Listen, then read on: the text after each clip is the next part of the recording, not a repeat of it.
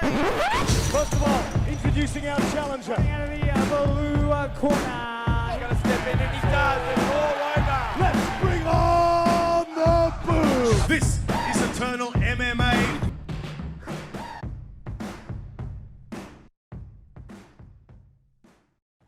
All right, let's kick it off here with a very special edition of the Eternal Insiders Podcast. My name is Luke, and as always, I'm your host. And I say special edition because we're not talking to necessarily a fighter for Eternal MMA, but we are talking to someone who's very much part of the fabric, someone who's very important to the show and the spectacle of Eternal MMA. You'll know him as the voice inside the Eternal MMA cage. Joining me right here, right now, Mr. Blake Richardson, following the show. Blake, thanks for joining me, brother. It really is a pleasure to have you. Pleasure to be here, man. A long-time listener, first-time caller. So it's good to get the call. I was excited. No, it's like I said, exciting to have you here, man. Obviously, a lot of what I do is talk to the fighters and that sort of thing, but sort of a cool idea to get some people on that are involved in Eternal MMA. Obviously, I've had Trahair in the past come on the show and that sort of thing. I've had Cam and Ben and the like, so it's cool to get some perspectives from people that know how the show works and what we sort of do behind the scenes. So the privilege is all mine. How's your day been? It's been really good, man. I don't know if you can see on the camera, we've got a bit of a shiner. I was going to ask. Courtesy of the sparring day at Scrappy MMA. This is fresh. This is new from today. This is a fresh one from today, so it's probably going to plump up nicely in the next 24 to 48 hours, I reckon. If it's already got a bit of coloration on it now. It's no doubt going to get better. But that's courtesy of Anthony Drillich, who's prepping for his flyweight title shot at Eternal 80. Yes. In Perth. Yeah. So Ryan Jankansky's got his hands full, but he's also got much better head movement and skills than me. So right. Banger. You're just the body for now, getting him warmed up.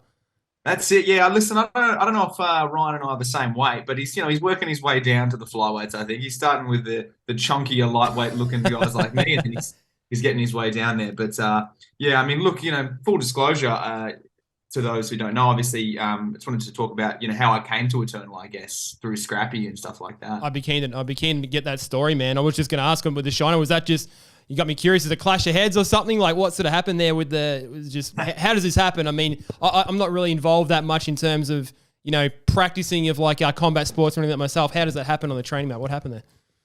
Yeah. Oh, look, man, first of all, let me say that in the training room at Scrappy, we try and encourage, being playful, and we're not trying to take each other's heads off. But look, it was one of those rounds where Ant was moving forward, was putting it on me. It was good. I was getting a bit out of it, and just a few lessons learned in the pocket, not exiting correctly with old Ant. And I mean, we've seen with knockouts of like Michael Barber and things like that. He packs a bit of power in those hands. So if you don't want to respect him just because he's a smaller man, you're going to wear it.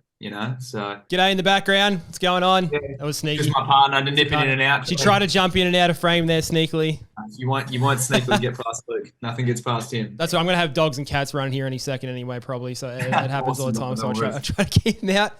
Yeah, nice, man. So with with Scrappy MMA, like you're just doing jiu-jitsu there. Like, I don't know, do you train MMA when you at Scrappy MMA? Like, are you just rolling? Like, what do you sort of do there when you are training? Yeah, man, I'm training. I'm training with the pro class at the 10 a.m.s most days, so I'm very privileged to do that. And look, I'm a casual. I don't have any aspirations that I want to go pro or anything like that.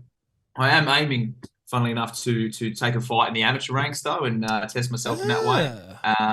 That was a plan long before I became the MC at Eternal. But look, to make a short story long, basically. I've been friends with former lightweight champion Jack Becker and Rod Costa, the bantamweight champion currently, for a little while. I started training jiu-jitsu about two and a half years ago under Rod. And that's sort of how I came into those circles with those guys, became really close with them, became good friends.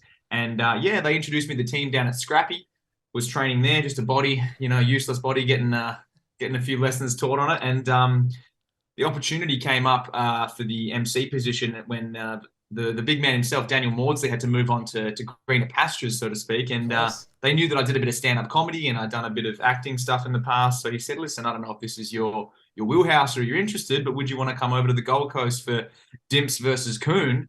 A banger of a card on the Gold Coast was my first ever. And that was my trial run, so to speak. And I just went in kind of blind. And was that really, sorry to cut you off, was that really your first show, the Dimps Coon fight? It was my first ever show, yeah. It was on I mean, I'm going to say like 3 days notice as if it was a fight camp, but it was on 3 days notice. And then, made the trip over to the Gold Coast. And, that was the first ever card, man. Just jumped straight in. And obviously a little bit of guidance from Maudsley, who was very, very gracious with his information. But you just kind of just jump in, sink or swim, And then obviously it was the fight that it was a crazy fight. Yeah.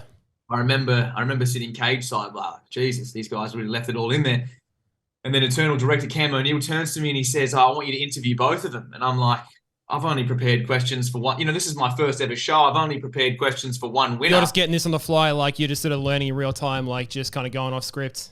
Yeah, and these guys are both, fucking concussed, Dimps has got his hands broken, Josh has got his face all mussed up. So, I mean, look, but, it all went well and it was great. And then that's it. I've been with every show ever since, thankfully, and they've had me back every time. When you say that, it surprised me because, I mean, obviously I remember, Dan Maudsley, being the MC and all that sort of thing as well. But it just seems like now, like, I don't know, because of like how sort of, blowing smoke up your ass, but how good you are at it and just like how natural you are in there. It just seems like you've been there forever, you know what I mean? I'm shocked that was actually your first show. That Coon Dimps fight, that was actually on the same day as my wedding. Obviously the Josh Coon run that was on and everything was an absolute tear. I saw that card was clashing with the wedding. Obviously, one of the best days of my life getting married. It was out of town, absolutely zero reception. And I had this thought in my head. I'm like, oh, look, he's been in a tear. Like, what's the bet? Maybe this one will be a bit of a dud. Maybe I won't miss too much. I'll try and catch up the next day. And I was trying to text people and I'm like, have I missed anything? Was the fight any good? Like, what happened? All that sort of thing. Turns out I've just missed like the greatest fight we've ever had in like mixed martial arts here in Australia. You making your debut there for that, for the MC side of things. So, yeah, cool card around. Very, cool. Very selfish of you, man. I know, yeah. Selfish of my wife. I blame the wife for sure. So.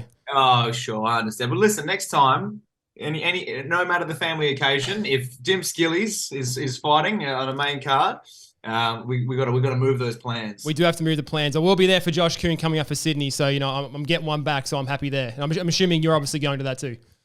Oh yeah, man. I paid my own way to be there genuinely for that card. I mean, it's a lot of promotions are talking about, the most stacked card in Australian MMA history. But I mean, I don't know how much more stacked a card can get, really. True. Bias aside, you've got, 2 title fights on the line. You've got, ex-champions, I think three or so ex and current champions fighting, and I mean, you've got the return of Jack Becker, taking on David Martinez, opening the main card. I mean, isn't that wild? That's a main event on any other card, that fight, and it's like it's opening up it's the curtain jerker for the main card. It's crazy. Exactly. So I mean, it's gonna be mental, and I think coming on board, I like to try and communicate as much as I can to the fighters as well. If I have the chance to sort of talk to them and stuff, that I try and get my bias out there and say, listen, I want to be completely honest. I have friends who are fighting, that come through, and I try and be as professional as I absolutely can. And but I just love the sport, and I get so excited by the matchups, and as I've had the privilege to sort of do, like, I think it's my 10th or 11th show coming up now with Eternal. You start to learn the fighters, you start to learn their stories, their camps, who they've fought previously, who's beaten who, the adversity they're going through. You start to get this idea, and I mean, I loved the sport as it was as a casual.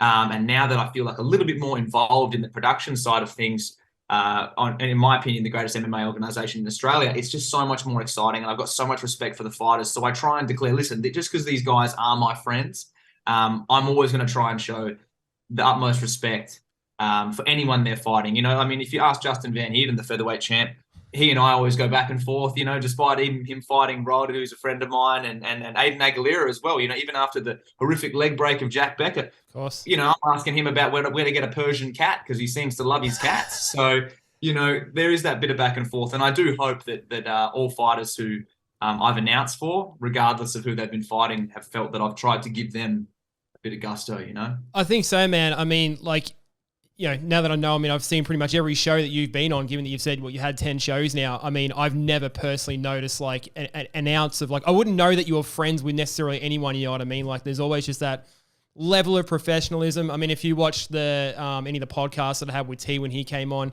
and just, him talking about just like how on point you are with everyone, when you're opening the show, when you're announcing the fighters, when you're talking to them after, the fight and that sort of thing, win or lose, like you're always just so on point, man. It's sort of always made me kind of curious as to how, to your point, like how people kind of manage those situations when there's people that you do care about inside the cage that are putting their bodies on the line, putting their lives on the line, and then you have to be completely, like objective and I guess unbiased when you're sort of talking to them and trying to show, sort of, when I say emotion, like you're happy for them and all that sort of thing, but being able to put like your personal feelings aside, like that must be tough. Because I mean, for me personally, and I'm way further away from this than you are, but I remember like when I first came on board with Eternal and just talking to the first couple of guys and just writing articles for them, promoting the fights and that sort of thing. Like it was a bit of a wake up call for me, like watching that first show after I talked to guys about their hopes and dreams and that sort of thing and what they want to achieve. And then having to watch like one of those guys take a little backward step in that, and just sort of see the despair on their face. Like you see this up close every time. Yeah. Yeah, man. I completely agree with what you're saying. I think it comes down to the fact that it's hard not to love these people, and I use that word literally because, they're just to step inside an MMA cage, especially, whether it's amateur, pro, at any level, let alone on a production like Eternal, that there's so much eyeballs on it and things like that. It just takes a special kind of human, win, lose or draw, whatever.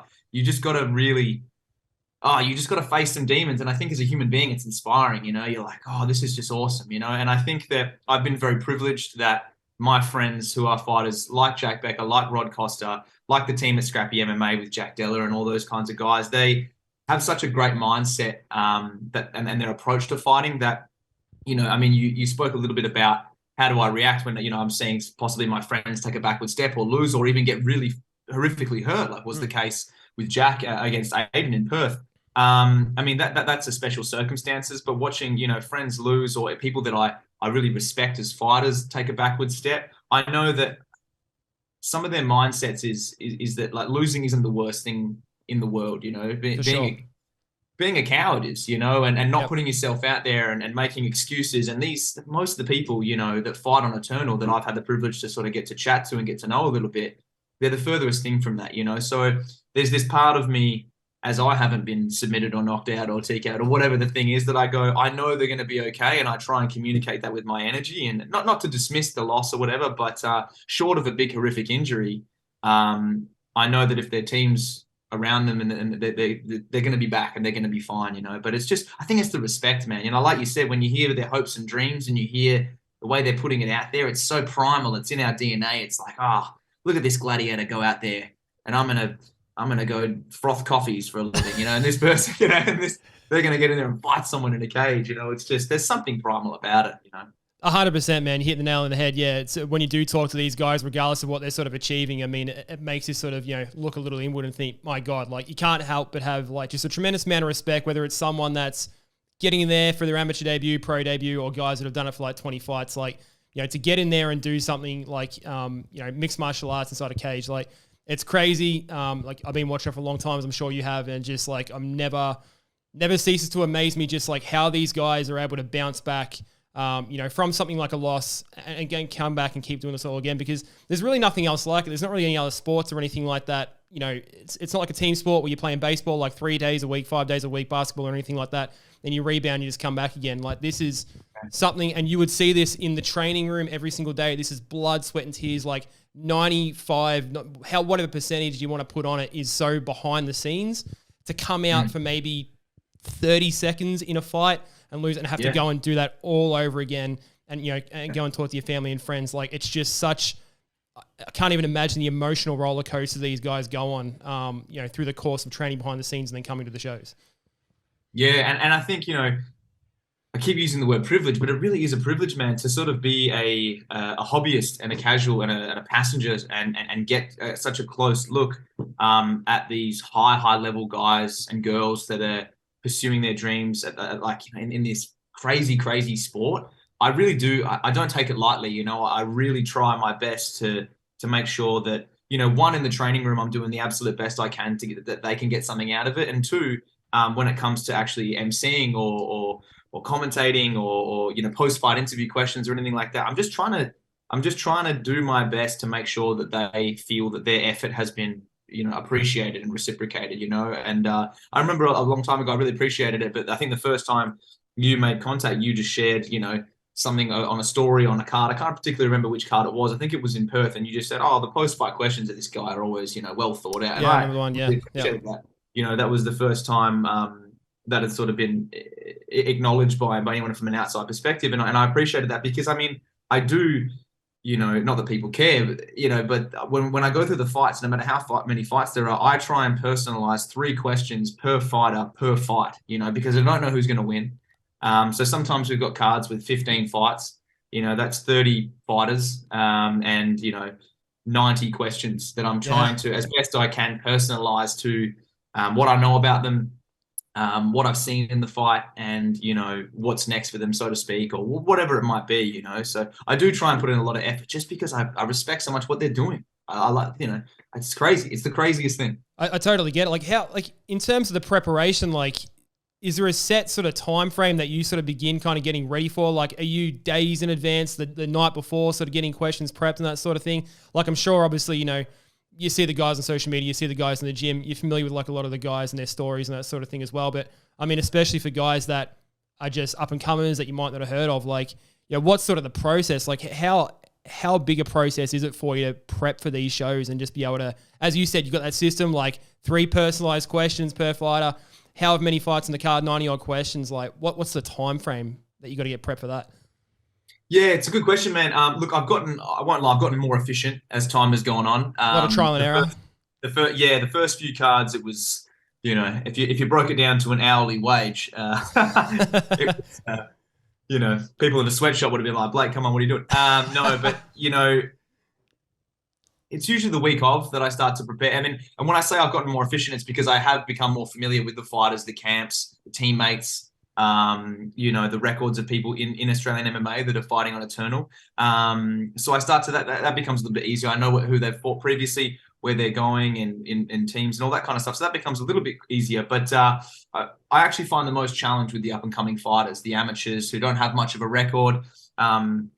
Little peek behind the curtain as well, but Eternal try and get me some fighter information sheets that fighters fill out so I can, maybe personalize some idea of questions about them. Listen, some people are great with them, and some people are absolutely terrible with them. But they're just in terms of how much information they give you that you can work with. Just nothing. And sometimes if you're a pro, if you've got a pro record of 10 plus fights, fair enough. That's I can do some googling and get on Apology and Sherdog and figure some shit out. But we've all been there. For these, these earlier these fighters in the earlier parts of their career, with no information, it can be a bit challenging. But at the same time, I just have to trust in the fact that, if I'm observant and I watch what they've done in the cage and I try and pay the respect, I just ask them what I would want to know as a fan or what I'm curious about. Sometimes selfishly, man, I ask questions that are just for me, sometimes they make a debut and I just want to know about their mindset. I want to know how the nerves, affected them backstage, and things like that. So when I don't have much history, so to speak, on their career to go on, I just start to, just have a chat as I would around a campfire. No, and you always sort of encounter different sorts inside the cage as well. And one of the things that I'm always impressed by with you is that sometimes you might get a really short 5-word answer from a guy, or you might be sort of prepping for a guy that's going to talk for 2 minutes and you've got to be sort of ready to go either in 5 seconds or in 2 minutes after they sort of finish their sort of spiel and that sort of thing. Is that anything that you sort of try to prep for on the fly, knowing that a guy's going to talk for sort of so long? Because the way you're always on it, man, it's just so on point. Have you done much? I know you said this is your first gig in terms of doing MCing inside the cage, but is there anything you can sort of point to that prepped you so well for this? I know you do obviously the acting, you're obviously doing all the comedy night sort of thing, so you're well versed in the mic. Is that just sort of that part of your life? Did that just sort of feed into you being just naturally able to keep it going when you're inside the cage? I think so, man. I think there's a lot of, everything comes down to reps, how much reps have you done in terms of talking shit, really, for me. So I've done a lot of reps in that in terms of, drama school, self-taping, acting. So that helps, I guess. Comedy, obviously, in terms of, the improvisational skill, when, you're doing a bit of crowd work or whatever happens. But look, man, without getting too woo-woo about it, I think the most important thing for me it's a skill that I've sort of learned and also been fortunate enough that people communicated it early on to me. But the most important thing is that, one, my mindset is that this is not about me. This is about the fighter right now. This is about the production and the show. And I don't try and ever be funny. I don't try and ever get a pun in there or something, or just try and make the show about me. I'm always trying to just be present with this fighter. And if they're nervous, I'm trying to help them. If they're pumped up and they want to, do some, I'm letting them, I'm facilitating that. So it's more just sort of being present, and there is no wrong answers, because I know that the only time there's a wrong answer, I feel, is when, maybe the ego is too involved and you have to make a joke, or you're trying to force something. Does that make sense? In the cage, you're trying to force a result. I'm not trying to force a result. I have an idea as to how I want this chat to go. But really, if they let me know in the moment, energy-wise, that they want to call someone out, or they want to just thank their family, or this is so emotional for them, I'm just present. I'm looking at them. I'm trying to feel what their vibe is, and then I'm trying to cater to that. Like some fighters want to cry and they want to thank their kids.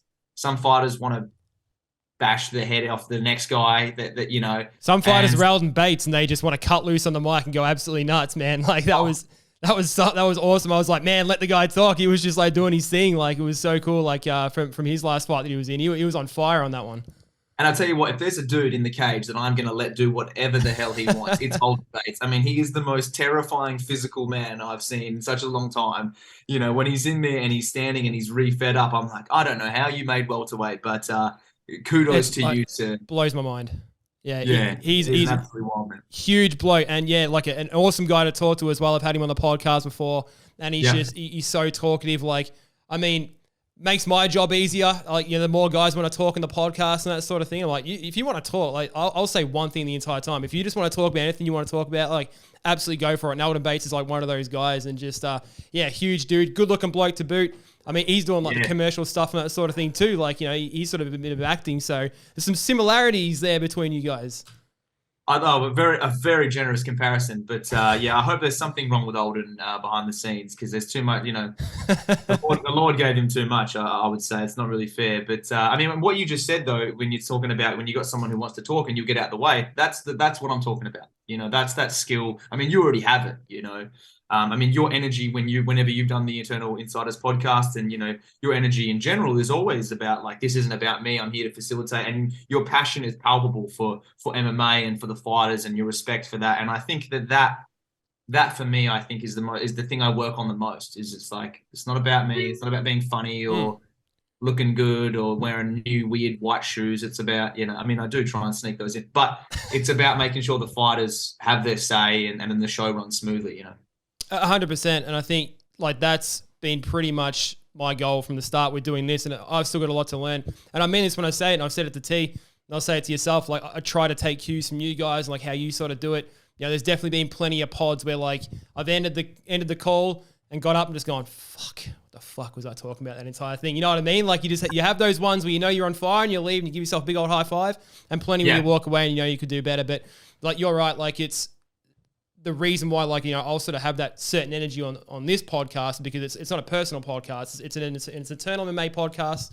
It's for these guys. It's not for anyone else except for them. So, with a chat like this, we can sort of just chat back and forth and that sort of thing. But definitely with the fighters and that sort of thing, just pumping them up, getting them sort of jazzed to fight for Eternal MMA. They seem to have a good time. So it's definitely an enjoyable thing. Nah, kudos, brother. It comes through. It's a cool thing. And like I said, I overuse the word privilege, but I feel that energy from you too. You're like, oh, what a privilege, like what a privilege to be involved, 100%. And I don't even have to. Well, I mean, I am getting my face punched in, but I don't have to do it under the bright lights of Eternal. So, well, not yet. I mean, you did mention there before you're looking to get an amateur fight in, so we'll see what the future holds there. Yeah. Now, listen, I think that if and when that comes to fruition, that won't be under the Eternal banner. I don't believe. I mean, like. Few people have suggested, just announce yourself. It'll be great. Got the blazer on and the shorts. Yes.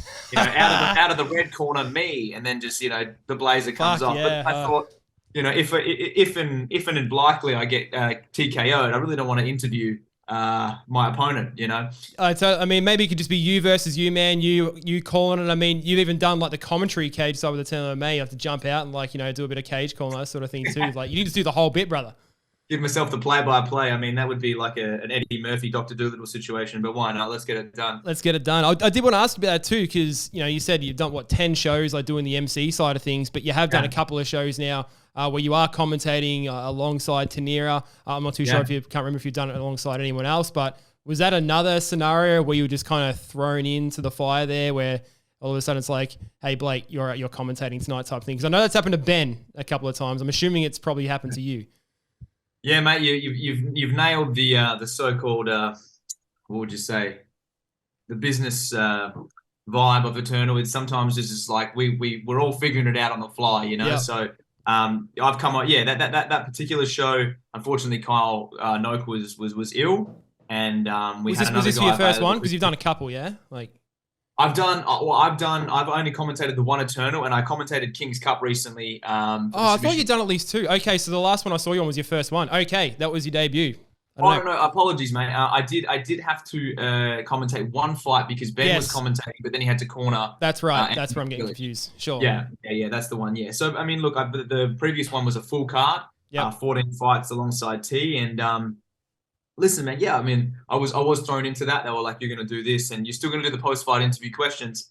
So that work wasn't wasted, but someone else is going to actually just blue corner, red corner. And look, man, I selfishly hope it continues. I mean, I would never even pretend to come close to the analytical knowledge of any of these guys like Kyle Noak, who legends of the sport. But I have such a fun time. T and I have, we're good mates, and we have a good back and forth, and I'm watching the fights cage side anyway. So really, I'm just kind of talking as I go, and it's selfishly heaps of fun, and I try and bring that same energy of respect to commentating that I do for announcing and talking to the fighters. And I'm always very conscious to not be like, well, if I was in this situation, because I think that's the stuff that, again, having the ear of a few fighters, I'm like, what really pisses you off with commentary? And then I try and avoid those things, but yeah, it's great fun, and I hope one day we continue to do it. I don't imagine on a card as stacked as Sydney I'll have that privilege. I think they might bring out the big guns, but who knows? On not as momentous cards as that one, who knows? Maybe I'll get to keep doing it. I mean, you got to be ready for any and all outcomes, man. So, just like you said, it's the eternal way. Sometimes you're just getting these things dropped on you. So, I mean, the plan is you'll be there inside the cage and you'll do your thing. But I mean, you're ready to go for the cage side stuff too. I mean, I imagine like if you've got that really cool relationship that you do have with T, and I mean, you can tell me, I mean, the guy's energy just looks so infectious. I've yet to meet him in person, but I imagine having a good relationship with him and just how he is, I imagine behind the scenes as well as on camera, like it would just make it that much easier to kind of jump into something like that and just be able to feed off each other's energy. Like he looks like the perfect kind of guy to do it with. Yeah, man. I mean, T is, you guys were incredibly complimentary about me in the episode, but let's talk a little bit about T. I mean, the dude he's world class. There's simply put, he's world class. He's got everything. He's got the voice, the personality, the timing, the level of respect, the egolessness that we've been talking about. He's got it all, and he's a huge fan of MMA. He's a practitioner himself. He loves to train. He has the educational base to sort of be able to comment on positions and not upset, the hardcore fans who, by getting positions wrong or names wrong. I mean, he does get names wrong sometimes, pronunciation-wise, but we always have a riff about that. But the dude's world class, man. He's absolutely amazing, and you couldn't ask for a better sparring partner, so to speak, that being dropped into commentating. He takes care of everything. I mean, if you could see the production folder that this man has in front of him when he's doing, reads for Proper 12 whiskey and, all these different things. I mean, I get to just sit back and just say, nice jab, and he's taking care of the rest. So he's the absolute best. And that energy that you see cage side, or you hear or you see cage side, that's exactly how he is, man. When the cameras are rolling, it's still T. He gives me a big hug, tells me he loves me. He's just a giant teddy bear, and he's the absolute best. I love that. And look, I never imagined any different, but I mean, there's always some of those people where you see them on camera and they're like this, and as soon as the lights go off, it's like the face thinks they light a cigarette and they're fucking walk off. Oh, wouldn't that be amazing? I mean, I would love it if T was like that. If he was just this tortured, angry dude. Yeah.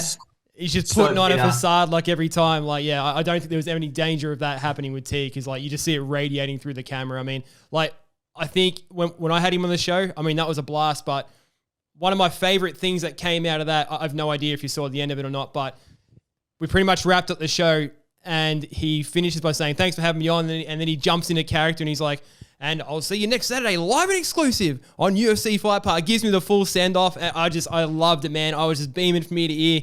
I'm just such a fan of what he does, and I love the professionalism and just how he exudes himself through the camera. Like, I walked out of the room and I was just buzzing. I'm like, that is my favorite shit that's happened to me all day. Just give him that real cool, like, and the little salute and everything. It was just the best. Like, what a guy. He's so good, man. And he's again, incredibly humble in that fact as well. And I think, it's this rare combination of skills that, you talk about, that he's just got it all. And like, the egolessness, the voice, all that stuff. And he's been so gracious to me ever since I arrived. He's treated me the same from my very first show to now. He's always sort of, just told me you're the man. And, and that sort of confidence and support has allowed me to transition so easily. And the rest of the production team at Eternal as well, just straight in. They've never made me feel like I was in training or a rookie. And, if you were to look at my first show performances versus hopefully now, there has been a progression. I mean, for me, I was when it would come to announcing the names, I would try and give it a bit of gusto, but it really was the fact that when Jack Becker went to fight in Perth against Aiden Aguilera in the main event, something happened in that cage, man, where I announced Aiden, and I thought Aiden was fighting out of the blue corner. He was the challenger, and I thought, I gave him a really good intro, because I was scared because my mate was fighting, and I thought I don't want to be biased, so I thought I gave Aiden a big pump up, sort of overcompensating almost. Yeah. And I thought, shit, I'm gonna have to try and top this now for Jack, and look, he was the champ and it was his hometown and stuff, but something happened in the cage where I started up going through the usual rhythms and his record, he weighed in, his coach, his team, fighting out of Perth, Western Australia and stuff, and something happened where he looked at me and he was just kind of really present. He was enjoying the moment of like, just a unique moment of like close mates. I'm announcing him, pumping him up for this big moment in this fight. And I just got so sucked in. And like, if you go back and watch, I mean, I just start going crazy, and I'm like, the reigning, the defending. I start losing my. And it was purely just because I was like, this is crazy. This is so cool. Yeah. And, I just screamed as hard as I possibly could and getting it out, and this, the crowd erupted. And then I left the cage and I was stressed, man. I was like, I fucked up. I can't go that hard. That's crazy. That was so biased. That was so, that was too much. It was silly, but this was main event, wasn't it? Like this was main event. Yeah, it was main event. He's the champ and stuff. But I still was like, oh, what? Because honestly, man, it was not like a planned thing. It wasn't like I'm gonna go crazy. It kind of happened, And then Cam O'Neill walked over to me, stood over me, and just wrote A+ on my notes. And I was like, oh, he's happy, he's fine. Oh God, nice. I'm not fired, Hell but that really did from then on set the tone.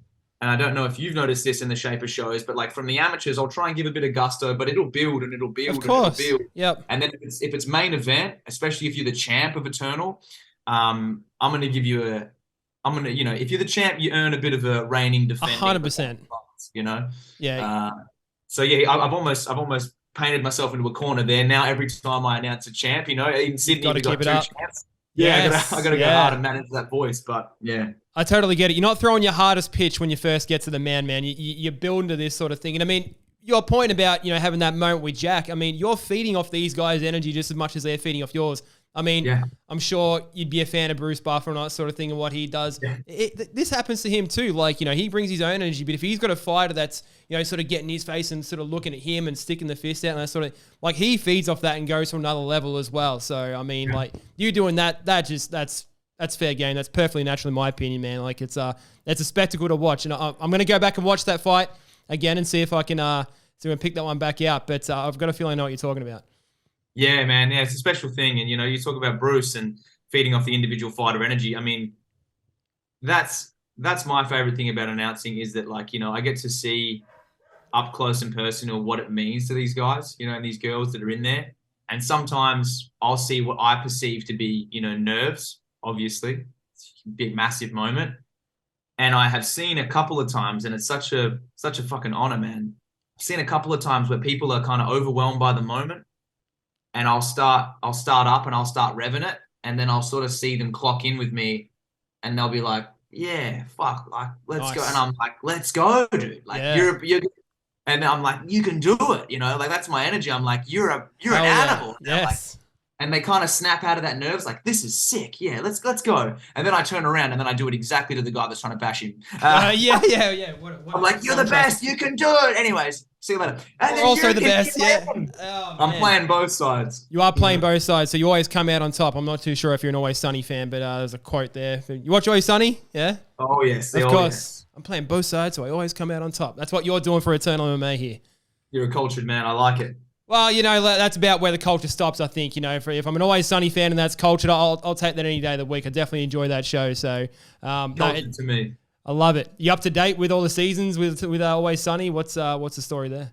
Nah, man. I got all the way into sort of like the season 8 or 9, and then it's sort of like That's the pretty writers much peak. So, yeah. Yeah. And then the writers sort of started to change. Listen, still love the formula and I love what they do, but I mean, look, from an acting perspective, not to go too deep into the Always Sunny, but I admire so much what they did. They're just close mates hanging out, making their own thing, and then eventually it becomes this cult phenomenon, and they're making shitloads of money, and you know. But they're at the heart of it is this pure thing, which is so rare in Hollywood, which is friends making each other laugh in this thing. You know, Yeah. it's so rare that thing works out and it becomes this big thing. It's the same reason I love Adam Sandler movies. You know, like no matter how weird and shit. Just all his mates. It's just all his mates. Yeah. And I'm like, you know, we Just might get together, hate make a Jack movie. and Jill, this movie. Or whatever, Yeah. but, dude, he got paid millions of dollars to hang out with his mates, eat food and muck around, you know, Yeah. like who's the real fool? This guy's killing it. You know? 100%. No, I definitely appreciate it. Have you, again, not to get down to the sort of the Always Sunny road too much, but you listen to their podcast or anything like that a little bit with... I've listened to parts of it for sure. And it's, I enjoy a lot of it, you know, I enjoy a lot of it, but I think there's this thing it's so hard with actors and acting that when you become to a certain level of profile, you have to kind of be careful. You know, you have to be careful with your opinions. And these guys, less so than anyone else in Hollywood, but Sure. there's still that, you know, they're reviewing old episodes and they're like, oh, that was rude of us. We shouldn't have done that. And They're in a unique position where I feel like they can get away with a lot of that sort of stuff because Yes. they've never sort of straddled one side or the other of any ideology or opinions or anything like that. And they're always, it's a piss take. Like the whole show is a piss take and that sort of thing. So they sit nicely where they can kind of like still kind of keep true to themselves. But I totally Yes. appreciate what you mean for sure. Yeah, and listen, I'm not saying that they're not inauthentic in any way, but I feel it's a shame when, you know, you're like, I just wish these guys could just, you know, communicate with zero fear of consequences as to sort of like, it was funny at the time, screw you guys, you know, whatever. But that's great, man. And like, you know, that's the sort of thing that I think, I mean, weirdly, it's not a segue to tie it back in, but that's sort of what I feel and I love about working for Eternal with Cam and Ben and the whole team is that, like, you know, there's this funny moment that happens sometimes where Cam, you know, he's an ever is he a professional, but he's like, you know, we don't swear on the live broadcast. Obviously, we try and avoid it. If a fighter drops one in, you know, it is what it is. And it was not the last Gold Coast show, the one previously. We had this crazy prelim card, and it was like 4 out of 5 fights were finishes and just, you know, just mayhem.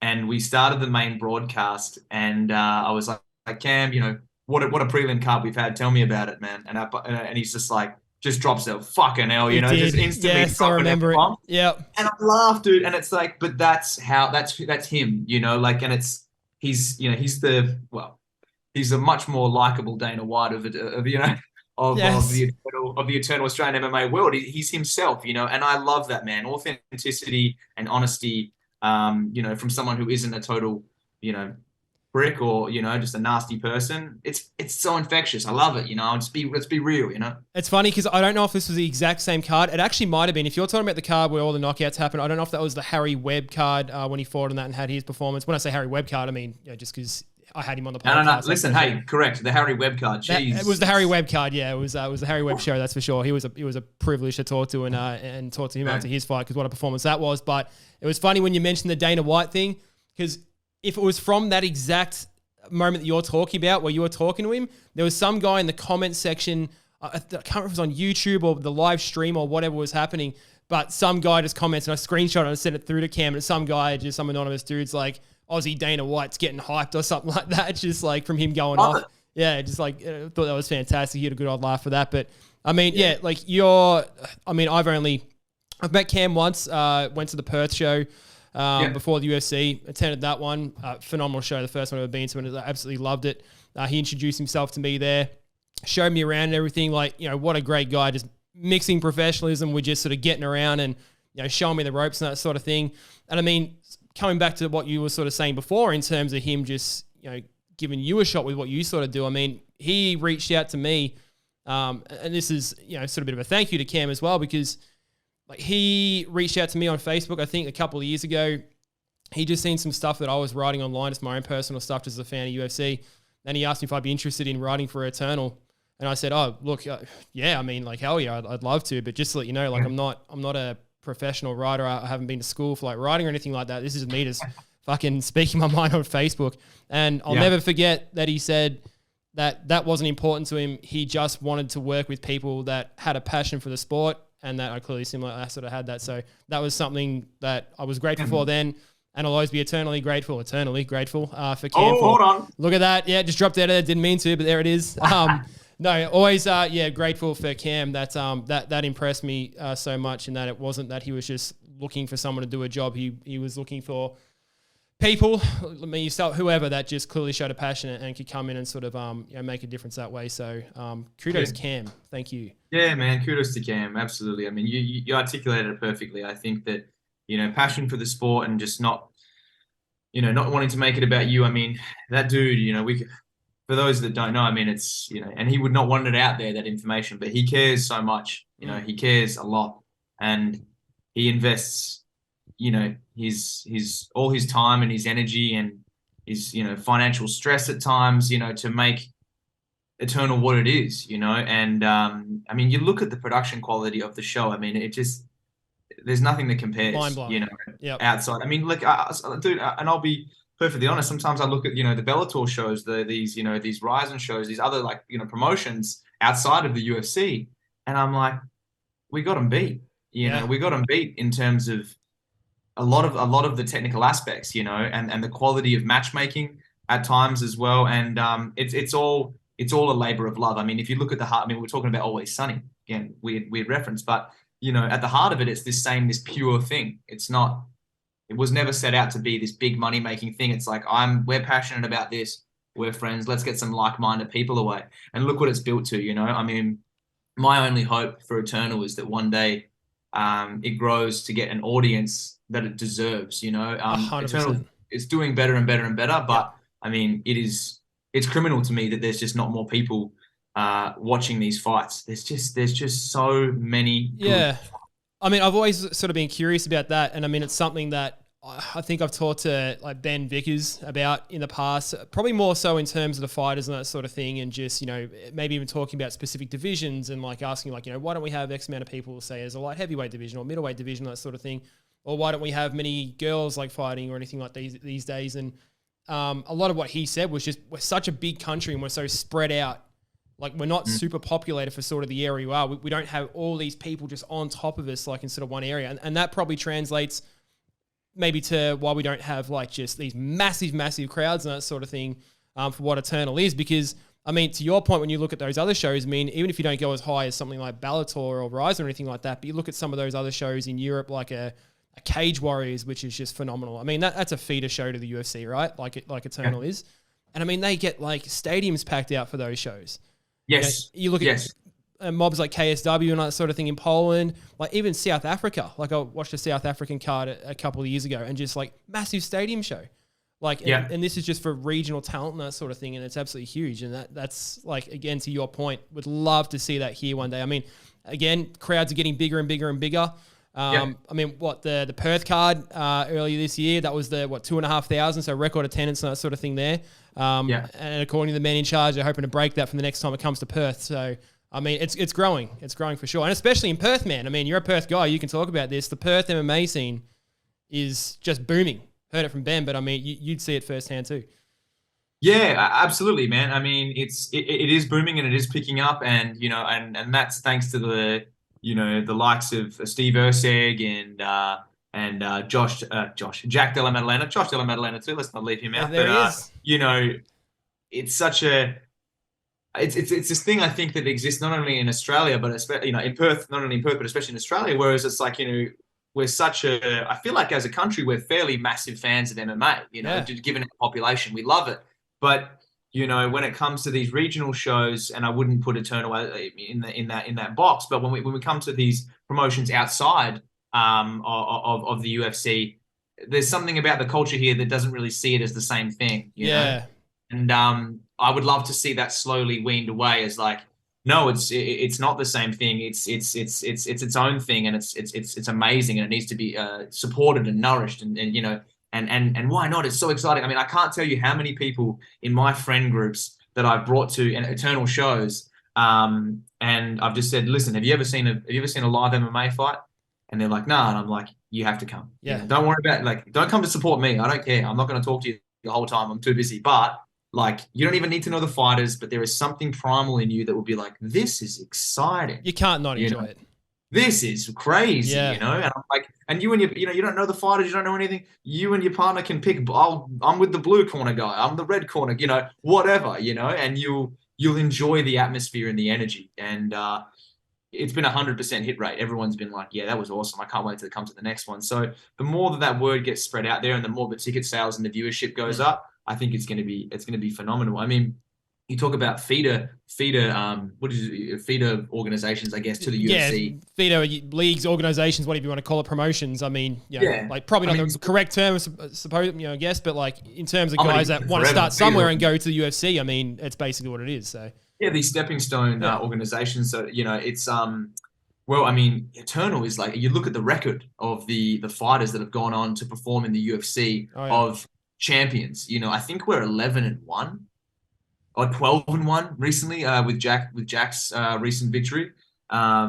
It's like, I'm fairly certain it's 12-1. It's like these guys and girls that have gone over from Eternal and their records in the UFC. You mean? Exactly. Yeah. So I think any fighter who was the current champion that got taken into the UFC, I think we're 12-1. Wow.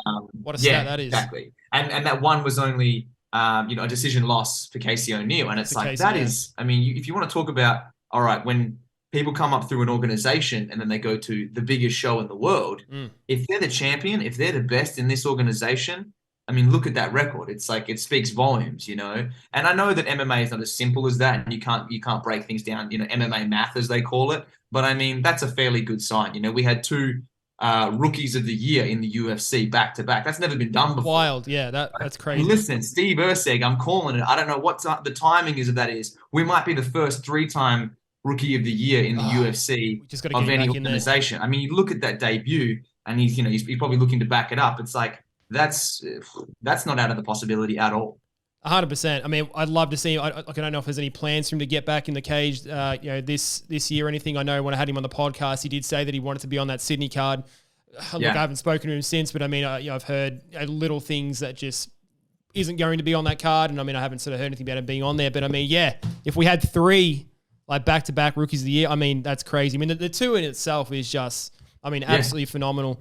And to have both those guys represented by the same group and all that sort of thing as well. Tim Simpson, doing his thing as well. Like, it's just, it's a cool story and a great poster for Eternal MMA that this is the place to be.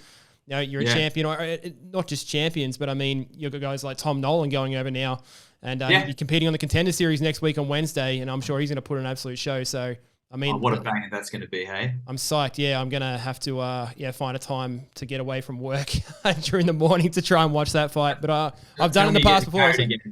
You can't have something like that get in the way. I'll just have to maybe get divorced. We're renewing the vows for Tom Nolan's fight. Yes. I'll come with something crazy. I don't know. I've got a second level to where I work, so normally I just sneak up at the top level and hide behind some stock and just sort of watch the fight. So I've done it a couple of times before, so maybe I'll sneak this one again for sure. So shout out Tom Nolan for his fight. Absolutely coming up there. He was always a dude. I mean, I'm so happy for him to go over to the Contender Series, and I think he deserves it, rightly so. But I was so excited to see Tom Nolan versus Quillen. I mean, I was chomping at the bit for Quillen Salkill versus Tom Nolan. it was so exciting. You know, these two young guys, you know, such dangerous lightweights, surprising everyone. You know, their records weren't like enormous at that point. And, but, you know, credit to Tom. I mean, he's taken an opportunity and he's earned it to go there. But, I mean, I wonder down the line if that fight, you know, if the MMA gods will it, you know, Quill Soul killed versus Tom the Big Train Nolan was something that I was thinking was going to be, you know, a main event on Eternal or something. That would have been cool. I mean, the lightweight division here in Australia or Eternal MMA, I mean, just, you know, all those guys. I mean, we had obviously Blake Donnelly, the former champion. I mean, obviously, you know, your man Jack Becker, you know, Aguilera. I mean, just so many guys that, you know, would have been cool to sort of see matched up. The irony being that once they do go over to the UFC, they typically don't then pit the Australians against themselves. So, you know, maybe we will never get that sort of fight happen, but I mean, that would have been something to dream of. But yeah, those guys I'm fine. Quill Soul killed another Perth guy, isn't he? Quillen's a Perth guy. Yeah, Perth boy, out of the Luciano Combat Academy with Ramel and those guys there. Yeah, well, I mean, what a performance from him in Perth last time. What a you know, I mean, so rarely is it this fairy tale story in MMA. You know, young guy gets an opportunity early in his career versus a dangerous champion in his hometown and gets it done in violent fashion like that. I mean, it's like that's the stuff of movies, you know, and it doesn't 100%. Happen often. Yeah. So it was crazy to see and congrats to him, man. I mean, I'm not too sure as to sort of the lightweight matchmaking. Cam keeps that pretty close to his chest. I'm too excitable and I've got a big mouth, so I don't know when to tell. Yeah, well, you know, I don't know when he's going to be making an appearance again, but you know, I mean, obviously we've got Jack Becker versus David Martinez in Sydney. If you want to talk about a little bit about that Sydney card as well, man. 100%. Yeah, I mean, like, as we said at the top of the show, I mean, just an absolute stacked card from start to finish. I mean, having that Jack Becker versus David Martinez opening the card, absolutely huge. I mean, we've got professional fights spilling over down into the prelims as well. I haven't actually seen the updated card. I don't think it has been officially updated online yet, but I mean, got to slot Josh Kuhn in there somewhere in his fight against James McBride, so who knows where that's going to be. But, you know, a lot of cool things there. Anything that sort of stands out from you? I mean, you know these guys sort of firsthand. I mean, two huge title fights. We've got Matt Myers versus Brogan Anderson for that middleweight strap. I mean, that's huge. Matt Myers, like, what a beast he is. You know, he's originally from New Zealand, fights in Victoria down my way now. Brogan Anderson coming over from New Zealand, making his debut for Eternal MMA too. So that's a huge clash at the top of the pile. Just a couple of bulls going in there. Yeah, well, man, look, I'll kind of start at the top and work my way back. But it's like, you know, these two title fights. I mean, Joseph Luciano sort of been the boogeyman of the welterweight division in Australian MMA for a while, and it's like, I mean, his last performance against Caleb was so impressive. I mean, just the grappling IQ on that guy. I mean, it was as a grappling fan and a jiu-jitsu, you know, lover. I mean, it was so impressive to see the timing and the chaining and things like that. I mean, and Caleb is just so dangerous and a great dude to boot. So, I mean, to see him do that to Caleb, and obviously Caleb sustaining a pretty serious injury in that fight. But it was just one-way traffic, and it was crazy to watch. You know, he sort of has that quicksand sort of style where you know, he just drowns opponents almost in a Khabib-like fashion.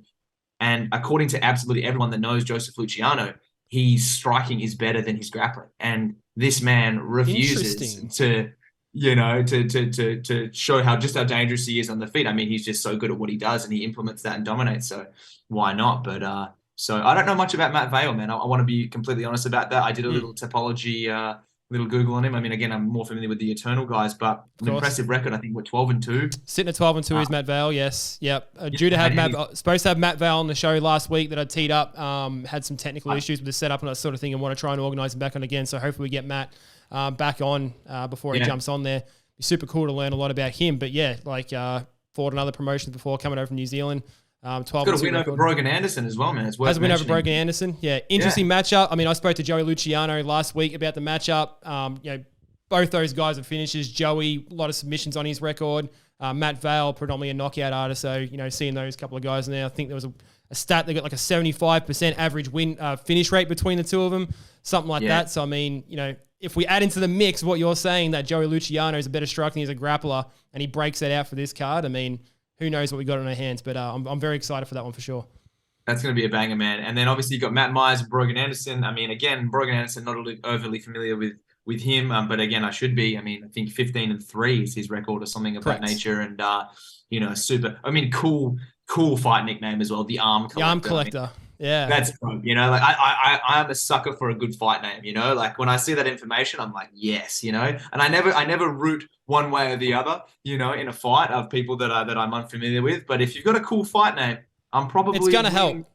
I'm leaning, you know, I'm probably like, all right, I would like to read that out once you win again, twice. But, you know, the Arm Collector's a dope name. He's had a super impressive record. He's fought sort of like a who's who. His only losses are to like, you know, I mean, Matt Vale, obviously, who's obviously a pretty dangerous dude. John Varke, who's now obviously his training partner and stuff. And everyone knows the pedigree of sort of John Varke. So, yeah, it's going to be an interesting matchup. And like Matt is like earlier in his career in terms of like his record. But, you know, he's also had back-to-back fights with John Martin Fraser. So he's, you know, he's battle tested. He's battle tested. He's a super lovely dude. I mean, like the guys over at Adrenaline MMA with your Aiden Aguilera and your Matt Myers and Chris Brown, you know, despite the intensity of Chris Brown cage side, I tell you what, I'm more scared of Chris Brown when he's cage side coaching his fighters than I am of any fighters inside. I'll have to keep my eye out for that. Yeah. His passion is palpable. And like, you know, the guy's a four-time Olympian, you know, like you don't become a four-time Olympian without some passion. Of course. So, you know, that's not a criticism on him, but I mean, the boys couldn't be, you know, what I call gentlemen savages, you know, over at Adrenaline MMA. So no doubt Matt Myers is looking to, he's been chomping at the bit for a fight. So it's an exciting matchup for that one there, man. Yeah. No, I mean, Matt Myers, you know, I've spoken to him a couple of times. I did have him on the show recently, and both times that I talked to him, you know, he's credited, you know, Coach Chris Brown with just turning his life around, you know, to what he sort of is today. He sort of referenced, you know, growing up in New Zealand and being on a path that he didn't like, and just by chance coming over from New Zealand to Victoria, and then through, I think it was his mother's work, met this guy that came into his mum's work, and basically something along the effect that his mum said, that's the kind of guy you need to sort of be like, and from there ended up sort of training with him, became a mixed martial artist, and just, you know, said it's just turned everything around for him so much. So it just goes to show you the effect that like your coach is going to have on you, you know, as a person, not just as a fighter and that sort of thing, but just, I mean, you know, you do martial arts and that sort of thing, like the discipline side of things and the growth side of things is just as important as the skills. So cool story from Matt Myers for sure. Man, it's you know, under the right tutelage and the right mindset and the right room, you know, martial arts can just be such a beautiful tool for everything, you know. And I mean, it's said over and over again. But I love that story. I didn't know that about how he met Chris Brown, but you know, I love hearing those stories of synchronicity. Because I mean, if you look around enough, you will see it everywhere. You know, these sort of guiding hand stories that kind of you end up where you're meant to be, and you know, it's crazy that he's on a path that he's not enjoying, and then you know, a guy comes into his mum work as intense as Chris Brown. You know, she ushers him over there, and then you know, he's spinning back, kicking his way to being the top middleweight in the country. I mean, it's, you know, what a story. Yeah, and I mean, like a guy like, you know, Matt Myers as well, like talking to Cam O'Neill about him too, like just in terms of being in this position, I mean, being the middleweight champion and a record of, when I say just 4-2, but I mean, when you compare to say a record of Brogan Anderson, and you talked about those two fights that he had with John Martin Fraser there as well. I mean, those guys having those back to back. And I mean, Cam O'Neill said to me himself, he said he's like, these two guys, like I'd have them fight 100 times. Like there's no one else out there like them that is just so ready to go. He's like, they can just fight each other. Like, I'll put them together twice in a row and have them fight for the title. Like, it doesn't matter because they're just a couple of the most badass motherfuckers that want to actually come in and throw down. And he's like, no one else wants it. He's like, no one else wants it. Those two can just fight each other. So huge respect to those guys. And I mean, you know, maybe we see that as a trilogy somewhere down in the future. I don't know if John Martin Fraser's any closer to getting himself back in the cage or anything like that, but I can't wait to see him back either because it's always a good time with him in the cage. Oh, anytime John Martin Fraser's fighting, don't be getting married on that day. It's going to be don't be getting married on that day. No, it's going to be fireworks. You're one of the most intense individuals inside a cage I've had the pleasure of interviewing, and one of the most real as well. You know, he doesn't care. He doesn't care. We're live and exclusive on UFC Fight Pass. That's the Welsh blood, isn't it? I mean, that's what it is. It's and fair enough. You just fought a man in a cage. You say whatever you want, John Martin Fraser. I'm not going to stop you. But those are the two title fights. I mean, Josh Kuhn obviously making his return to featherweight. His featherweight debut not going his way against Abdullah Biata, but you know, ever a fan favorite is Josh Kuhn, man. I mean, he's 100%. He's got the intensity. He's got the swagger. He's got the that skill thing. Hands. Yeah, man. He's got it all going on behind him. And listen, you know, he's had, you know, two tough fights, you know, a fight of the year against Dimps and, you know, obviously Abdullah, super dangerous dude that you know, stylistically a a bad matchup. But I mean, he's unshakable. Is Josh Kuhn? Like he still brings that same level of confidence and swagger, and from those that I know that are sort of in and around his camp and stuff, like he's a hard worker too. He's not this dude that's just only on social media flapping his gums and then not putting in the hard work. He puts a lot into it, and he's a guy who really doesn't need fighting to financially get by. He's got a super successful tattoo studio, this young beautiful family. Like that's a dangerous dude, because he's a guy who is fighting because he likes it and he's 100%. Working hard at it, and I'm of the opinion, I don't know if other people disagree, that that kind of mindset can help you, when you don't need this thing. Sometimes when you need it, it can kill the performance. It's the stakes are too high. But it's super dangerous when you got a guy who's like, oh no, I don't need this, but I just love it. I want this. Australia's most violent entertainer is Josh Kuhn. No, awesome to have him back. I did talk to him today, so that episode will be up on the podcast tomorrow night. But awesome. I mean, eerily similar things, what you're sort of saying there, he's mirroring those exact sentiments. I mean, we touched on the couple of losses that, he had recently. I mean, he'd spent something like, it was 379 seconds in the cage across his first 6 fights, 3 amateur fights, 3 professional fights, barely longer than 1 round of total time that he'd spent in the cage. And then, comes in, and as he said today, and we'll see this on the podcast tomorrow, goes pretty much straight to the top and starts fighting these super high-level guys. Changed up. I mean, you just talked about that Dims fight. No one lost there, really. I mean, the winners were those guys inside the cage, and the fans that were watching it, everyone UFC Fight Pass and in person. So, that was certainly a learning curve for him as well. But, you go to that Beata fight, and I mean, he said before that fight too that he couldn't wait to show off what he'd sort of been working on. He'd been traveling down to freestyle MMA and all that sort of thing, learning his wrestling. And he comes in and he does get that submission lost, but I mean, he showed off this new wrinkle to his game with the grappling and looked good, and like chaining his grappling and all that sort of thing together. Just several takedowns that he sort of had, which is the right thing to do against such a lengthy opponent. And has to be said for a guy that, I mean, I first spoke to Josh back in December 2021. He'd only been hitting pads for 4 years, like not training martial arts, not, I grew up doing a bit of karate, that sort of thing, hitting pads for 4 years. Like that's the time span. So we're 6 years in now, something like that. And he's just training martial arts, learning how to wrestle, how to grapple, jiu-jitsu, box, all that sort of thing. Like, and still a long way to go for Josh, but I mean, for how far he's come along and to be able to showcase that sort of stuff, even in those losses, all while juggling everything else that you just talked about, beautiful family, tattoo business, well-connected, all those sort of things, and just be able to come on and put on the shows that he does. Like, there's a reason why he is known as the Australia's most violent entertainer, and very thankful to have him back on that card for sure.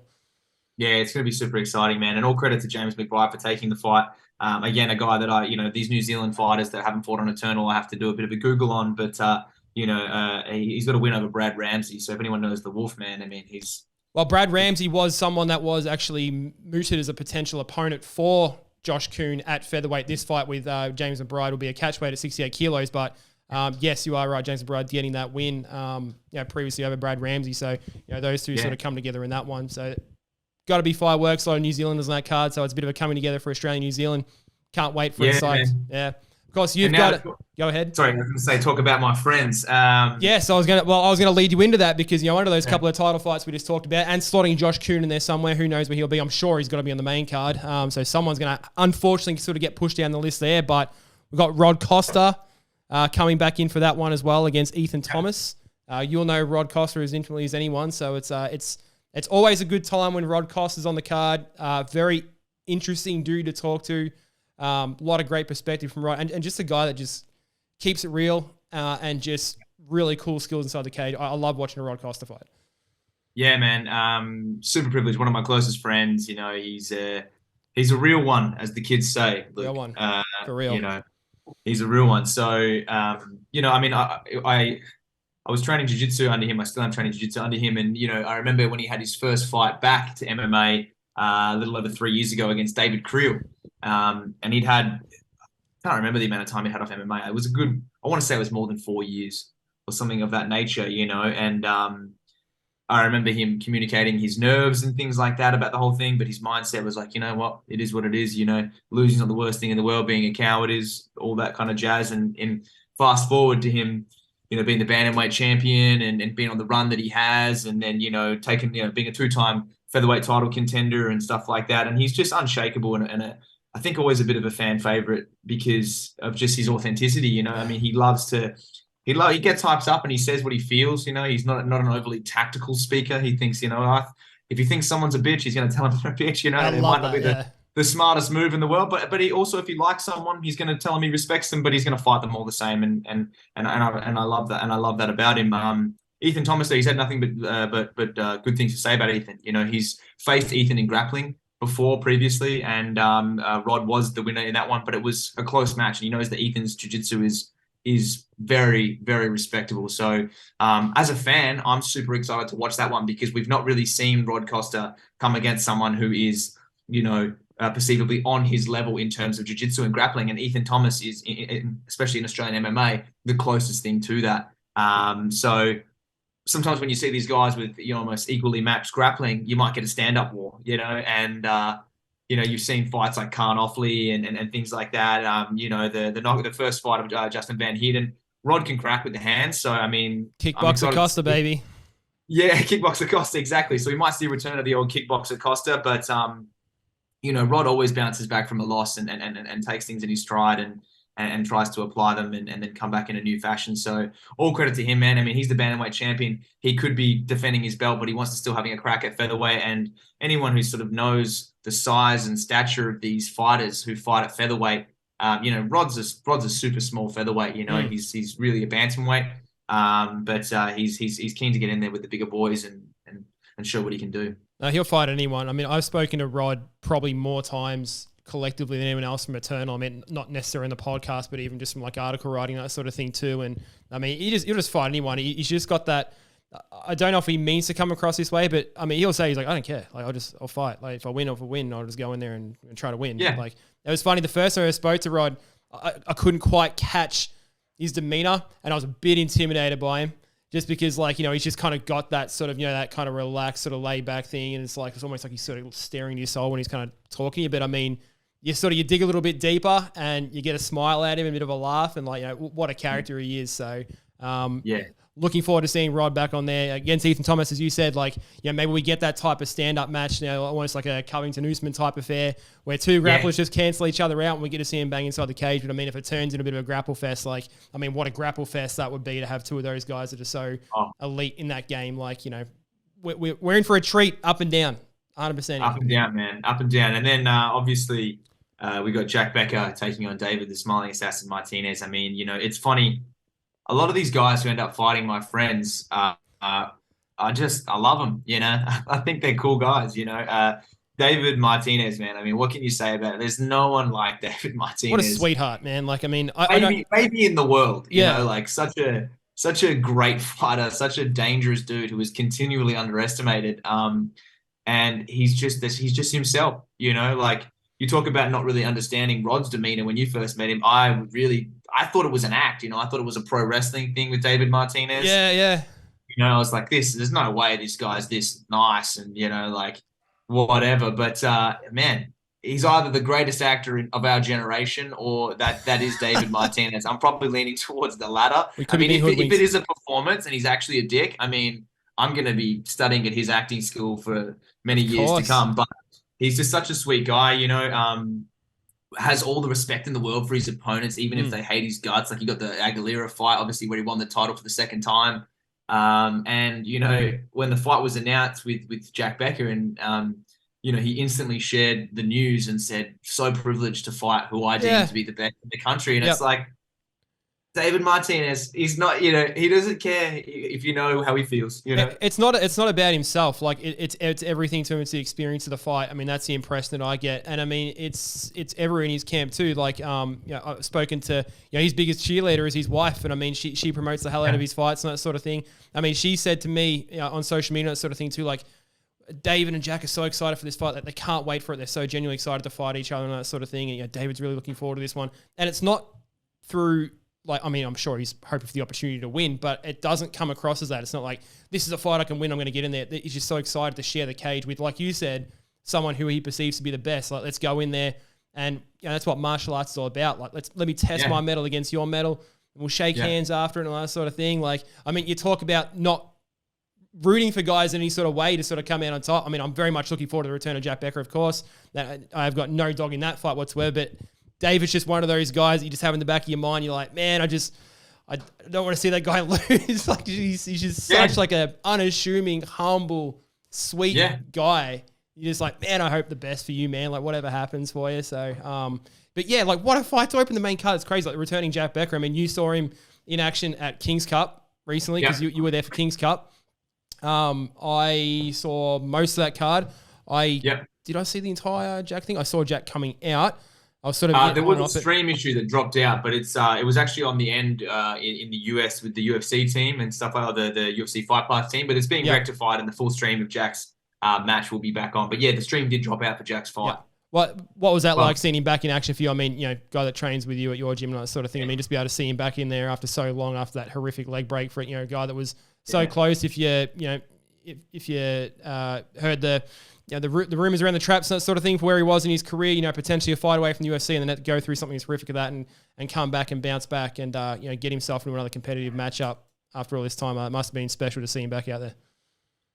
It's so special, man. You know, it's you know, I'm not afraid to say it was super emotional for me as well. I mean, you know, he's a close friend. It's always hard to watch your friends fight, and the injury in which, you know, it's not that I don't care if my friends lose, because I know that that's the risk that they take and that they're going to be okay. But to see an injury like that, you know, at the time everyone thought, you know, you don't know this severity of, all you're seeing is a horrifically broken leg, and you think that can end careers, you know, and shock. I mean, the feeling in the stadium when it happened, we went from the highest high to the lowest low. No one wanted that, you know, Aiden Aguilera included, you know, like, he was devastated to win in that fashion. And it was super hard to compose myself, and, you know, because it wasn't about a friend losing, it was about my friend's health, and it was about my friend's dreams and careers hanging potentially in the balance, you know, and you know, but then to see Jack's reaction and to sort of be,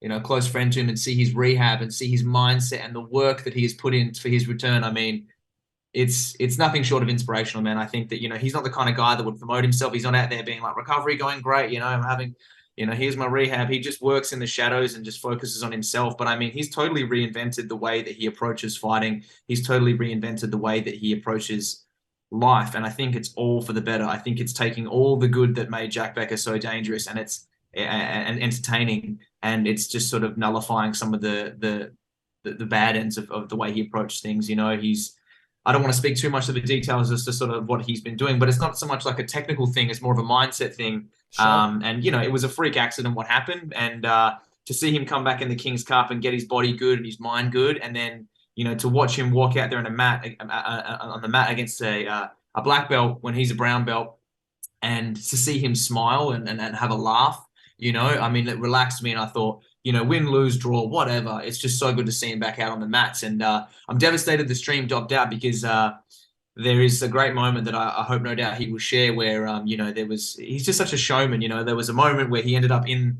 his opponent's closed guard, stood up with him, and there was a sort of a stalemate of like, am I allowed to slam? And the referee said, you can slam him if you want. And it's, you know, I'll have to let people go back and watch it, because ever is the entertainer, Jack. You know, it was so funny.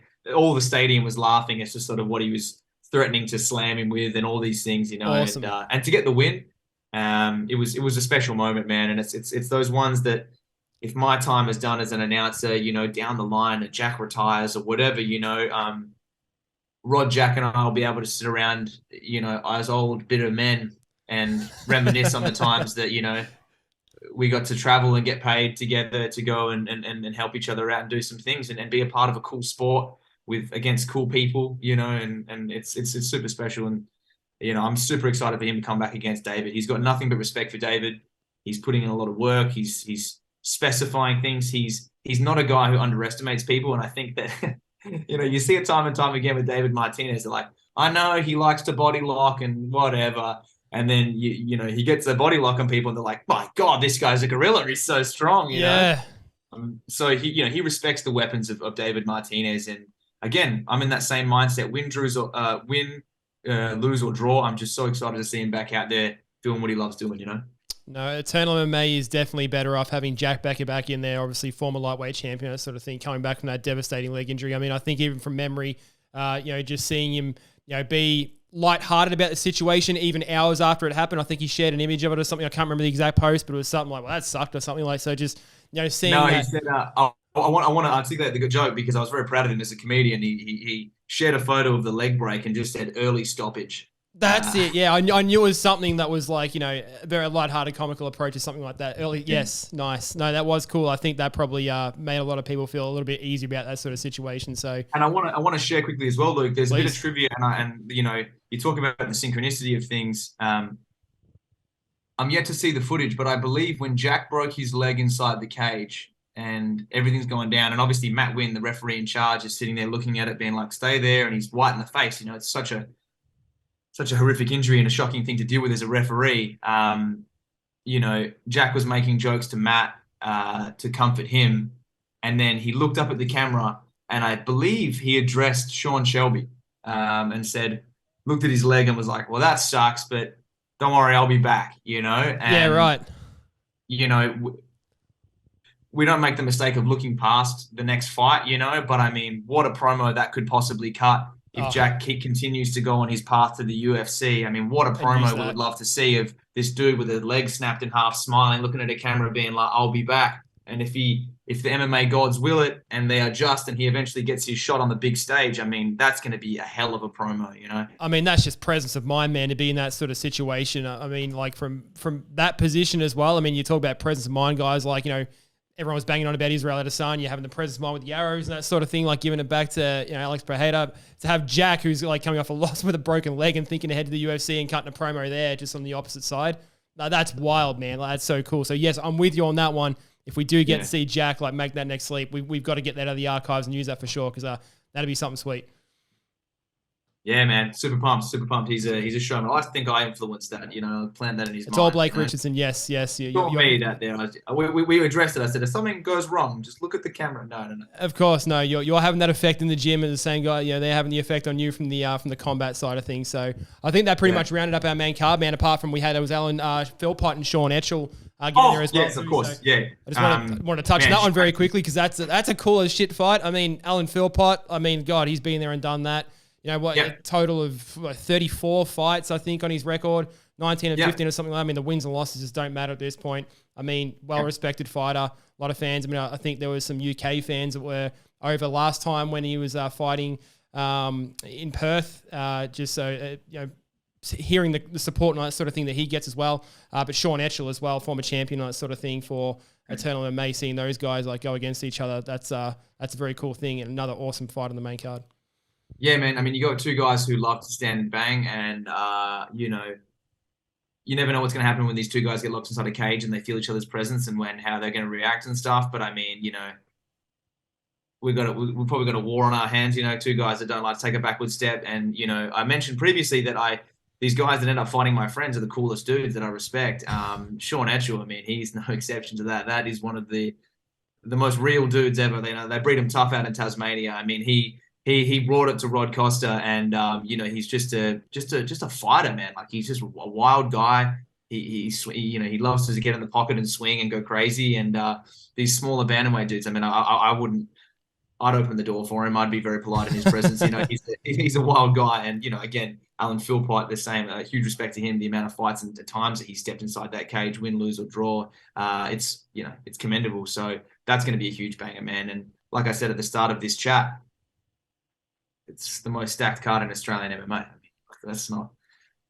I don't know. No bones about it, man. Absolutely massive card. It's subjective, but it's real. So it's huge. No, and awesome prelim fights there too. I mean, we don't have to get into all that because I mean, we just got a massive serving, top to bottom, 2 title fights, September 8th on Friday. For anyone that's been watching my podcast and saying that it's the night before UFC 293, it's on the Friday night. So make sure you organise your plane tickets if you haven't done that properly already, like myself, who booked them a little too late there and had to change that. So Friday, September 8th. I spoke to Josh Coote about that today. I thought it was literally on the Saturday, so I booked a late Friday night flight and then realised talking to Cam that no, it's Friday evening. So I've just Yeah, switched things up there. So. we got to work around the UFC, unfortunately. Yeah. We've got to work around the UFC, but I mean, all around, huge weekend for combat sports. UFC 293. Quickly before we go, are you heading to UFC 293? Are you going to get a chance to go? Or are you going to be sticking around and watching at a bar or something? Like, what are your plans for that one?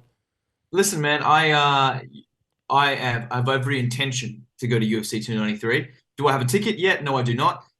Did they sell it to the general public? Yes, they did. Am I hoping that there's some connection through some kind of person that I can pay top price and get a seat in there because I missed out on the Perth card for UFC? Yes, absolutely. So, look, man, I'll put my entire pay into going to that UFC event. I mean, I heard nothing but good things. You were at the Perth UFC event, and it's something that I really want to be a part of and enjoy. So.